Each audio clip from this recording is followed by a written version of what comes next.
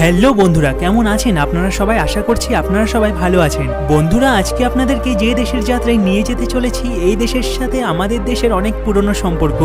আমার সোনার বাংলা আমি তোমায় ভালোবাসি দেশটির জাতীয় সঙ্গীত, যা লিখেছেন আমাদের বিশ্বকবি রবীন্দ্রনাথ ঠাকুর।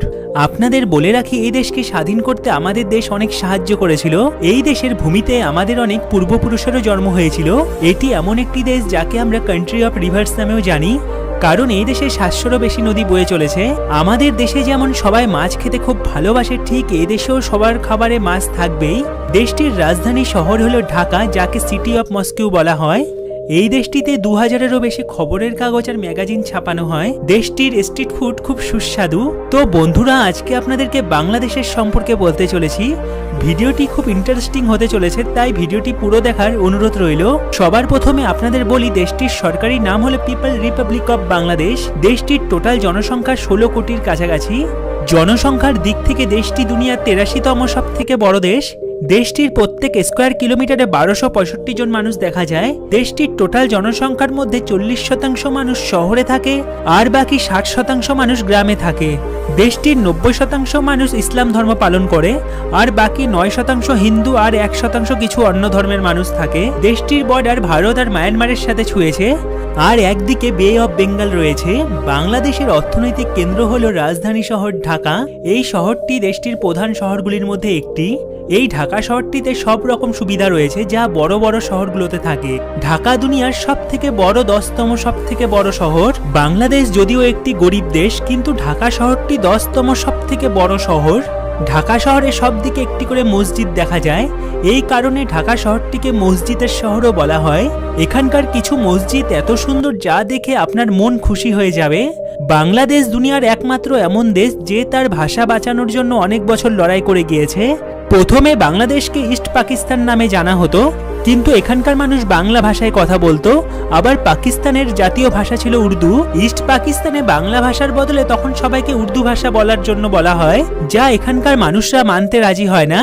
এই ভাষা নিয়ে কয়েক বছর লড়াই চলতে থাকে, আর শেষে 1971 সালে ভারতের সাহায্যে বাংলাদেশকে স্বাধীন করে দেওয়া হয়।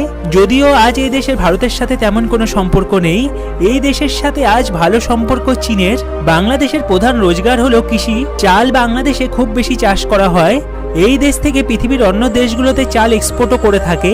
দেশটির প্রায় 66% ভাগ জমি, যা কৃষিকাজে ব্যবহার করা হয়। এছাড়া দুনিয়ার যত বড় বড় পোশাক কোম্পানি রয়েছে, তার প্রোডাকশন বাংলাদেশেই হয়ে থাকে। দুনিয়ার টোটাল পোশাক কোম্পানির 60% উৎপাদন এই দেশেই হয়ে থাকে। সাথে পুরো দেশে ব্যবহৃত টোটাল চায়ের 3% বাংলাদেশ উৎপাদন করে। এখানে প্রায় 50 লাখ মানুষ চায়ের চাষের সঙ্গে জুড়ে রয়েছে, আর তাদের ঘর পরিবার চালাচ্ছে। বাংলাদেশে মেয়েদের জীবন খুব কষ্টকর, কারণ নাইজেরিয়ার পর বাংলাদেশে বাল্যবিবাহর দিকে 2য় নম্বরে রয়েছে। এখানে আইন অনুসারে 18 বছরের আগে বিয়ে করা লিগ্যাল, কিন্তু ইউনিসেফ এক সার্ভের দ্বারা জানা গিয়েছে এখানে প্রায় 74% বাংলাদেশের মহিলার বিয়ে 18 বছরের আগেই করানো হয়েছে। শুধু এটুকুই না, আরো অনেক খবর সামনে এসেছে যে পয়সার জন্য বাচ্চা বাচ্চা মেয়েদের বুড়ো বুড়ো লোকের সাথে বিয়ে দেওয়া হচ্ছে। এক সময় তো এমনও ছিল যে এখানকার মেয়েদের সুন্দরী হওয়া মানে তাদের বিপদ। এখানে আজ থেকে অনেক বছর আগে অনেক গরিব ছিল, আর এখানে ধনী পুরুষরা গরিব মহিলাদের তাদের সাথে রাখতো। একজন পুরুষ অনেকগুলো করে বিয়ে করত শুধুমাত্র আনন্দ করার জন্য। এই ছিল এই দেশের মহিলাদের অবস্থা। বাংলাদেশের মানুষদের ক্রিকেটের ওপর আলাদাই নেশা। ক্রিকেট এই দেশের প্রত্যেক মানুষের মনে থাকে সব সময়। বাংলাদেশের ক্রিকেট টিম খুব কম সময় তাদের খুব ভালো খেলার জন্য ইন্টারন্যাশনাল লেভেলেও পৌঁছে গিয়েছে। আজ তো এই দেশ অনেক বড় বড় দেশকে তাদের দেশে গিয়ে হারিয়ে আসছে। আমাদের দেশে যেমন সকালের শুরু সবসময় গরম চা দিয়ে হয়, কিন্তু এখানে মানুষেরা খবরের কাগজ পড়ে তাদের দিন শুরু করে। খবরের কাগজ পড়তে এখানকার মানুষরা খুব পছন্দ করে। এই জন্য তো 2000-এরও বেশি খবরের কাগজ আর ম্যাগাজিন এই দেশে ছাপানো হয়। আপনারা বাংলাদেশের পতাকা তো দেখেছেন। পতাকার মধ্যে আপনারা দুটি রং দেখতে পান, একটি হলো লাল আর একটি সবুজ। সবুজ রঙের অর্থ হলো কৃষি, আর লাল রঙের অর্থ হলো বলিদান। যে বলিদান এই দেশের স্বাধীনতার জন্য এখানকার মানুষরা দিয়েছিল। ভারত আর বাংলাদেশের সুন্দরবন দুনিয়ার সব থেকে বড় বন। সুন্দরবনের 40% অংশ ভারতে রয়েছে, আর বাকি 60% অংশ বাংলাদেশে রয়েছে। সুন্দরবনকে ইউনেস্কো ওয়ার্ল্ড হেরিটেজ সাইটে ঘোষণা করা হয়েছে, যা সুন্দর সুন্দর গাছের জন্য এই বনকে সুন্দরবন বলা হয়। সুন্দরবন বাংলার রয়্যাল বেঙ্গল টাইগারের ঘর। বাংলাদেশের একটি কথা যা শুনলে আপনারা চমকে যাবেন, এখানকার মানুষ হাসিকে খুব ভুল মানে। আপনাকে দেখে হাসবে এমন কোনো মানুষ আপনি এই দেশে দেখতে পাবেন না। বাংলাদেশকে কান্ট্রি অফ রিভার্সও বলা হয়, কারণ এই ছোট্ট দেশটিতে 700-রও বেশি নদী বয়ে চলেছে। এশিয়ার 3টি বড় বড় নদী গঙ্গা, মেঘনা আর ব্রহ্মপুত্র, এই 3টি নদী বাংলাদেশে বয়ে চলেছে। এই নদীর লাভও যেমন রয়েছে তেমন ক্ষতিও রয়েছে। এই নদীর কারণে বাংলাদেশে প্রত্যেক বছর বন্যা আসে। এই বন্যার কারণে অনেক মানুষের ক্ষতি হয়, যা এখানকার অর্থ ব্যবস্থাকে দুর্বল করে তোলে। বন্যার কথা বলতে গিয়ে আরেকটি কথা মনে পড়ে গেল। বাংলাদেশে বন্যার সময় একটি অন্য ছবিও দেখা যায়, আর এ হলো বোট স্কুল। বন্যার কারণে এখানে সব বরবাদ হয়ে যায়, কিন্তু বাচ্চাদের পড়াশোনার উপর যেন ক্ষতি না হয় তার জন্য এখানে বোট স্কুল শুরু হয়েছে, যাতে বাচ্চারা পড়াশোনা সুন্দরভাবে করতে পারে, যা খুব সাফল্য পেয়েছে। বাংলাদেশের আরেকটি কথা যা আপনাদের ভালো লাগবে না, কারণ দেশটি খুব নোংরা। দেশটির চারদিকে খুব নোংরা দেখা যায়। নোংরার সাথে সাথেও এখানে আরেকটি সমস্যা রয়েছে, তা হলো এখানকার ট্রাফিক। বাংলাদেশের সব জায়গায় আপনারা ভয়ঙ্কর ট্রাফিক দেখতে পাবেন। সাইকেল আর রিক্সার কারণে এখানে খুব বেশি জ্যাম হয়। আপনি যেখানেই যাবেন শুধু ট্রাফিকই দেখতে পাবেন। এই জন্য বলা হয় আপনি যদি ঢাকা থেকে ফ্লাইট নিতে চান তো আপনাকে 4 ঘন্টা আগে বেরোতে হবে। এই দেশ ছোট, কিন্তু এই দেশে 17টি এয়ারপোর্ট রয়েছে। ফ্লাইটে যেতে আপনার কোনো সময় অসুবিধা হবে না। খুব সুন্দরভাবে এক শহর থেকে অন্য শহরে খুব সুন্দরভাবে পৌঁছে যাবেন। বাংলাদেশের কাছে রয়েছে দুনিয়ার সবথেকে বড় সি বিচ, এর নাম হলো বাজার বিচ, যা 120 মিটার লম্বা। মানে আপনি যদি এই বিচটিকে পুরো দেখতে চান তাহলে আপনার 2 দিন সময় লেগে যাবে। এই বিচে বাংলাদেশের সবথেকে বড় মার্কেট বসে। বন্ধুরা, ভারতের পড়োশী দেশ বাংলাদেশ পর্যটকদের খুব পছন্দের দেশ।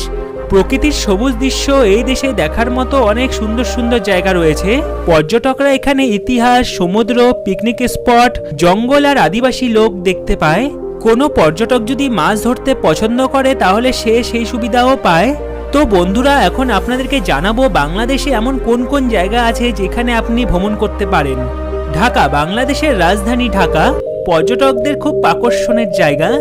বুড়িগঙ্গা নদীর তীরে অবস্থিত দেশটির সবথেকে বড় শহর। এই শহরটি খুব উন্নত, আর এই শহরটি খুব তাড়াতাড়ি আধুনিকতা আর উন্নতির দিকে এগিয়ে যাচ্ছে। ঢাকা শহরটি 818 স্কয়ার কিলোমিটার জুড়ে বিস্তৃত। এখানে প্রায় 70 লাখ মানুষের বসবাস। সাংস্কৃতিক আর রাজনৈতিকের মুখ্য কেন্দ্র হলো ঢাকা। ঢাকার একটি নিজের ইতিহাসও রয়েছে।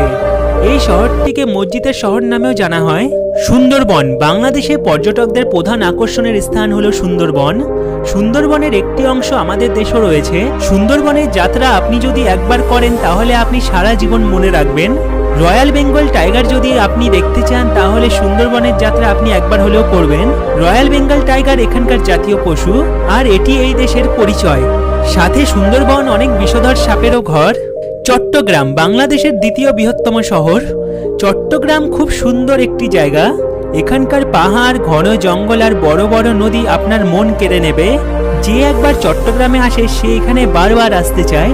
বন্দর নগরীর নামে পরিচিত এই শহরটি বাংলাদেশের দক্ষিণ পূর্বাঞ্চলে চট্টগ্রাম জেলায় অবস্থিত। এখানকার আবহাওয়া খুব সুন্দর, এখানে বেশিরভাগ সময় বৃষ্টি হয়। কুয়াকাটি সি বিচ, বাংলাদেশের সবথেকে সুন্দর জায়গাগুলোর মধ্যে এটি একটি জায়গা। এটি একটি সমুদ্র।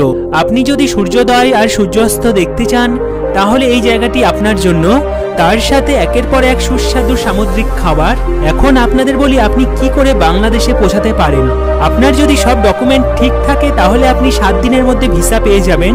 বাংলাদেশ খুব সস্তার দেশ, তাই এখানে ঘুরতে আপনার 6 থেকে 7 দিনে 50,000 টাকা খরচা হবে। বাংলাদেশের কারেন্সি হলো বাংলাদেশি টাকা। তো বন্ধুরা, এই হলো বাংলাদেশ। আপনারা কবে যাচ্ছেন বাংলাদেশে আমায় কমেন্ট করে জানাবেন। আপনার যাত্রা শুভ হোক। ভিডিওটি ভালো লাগলে চ্যানেলটি সাবস্ক্রাইব করবেন আর একটি লাইক অবশ্যই দেবেন।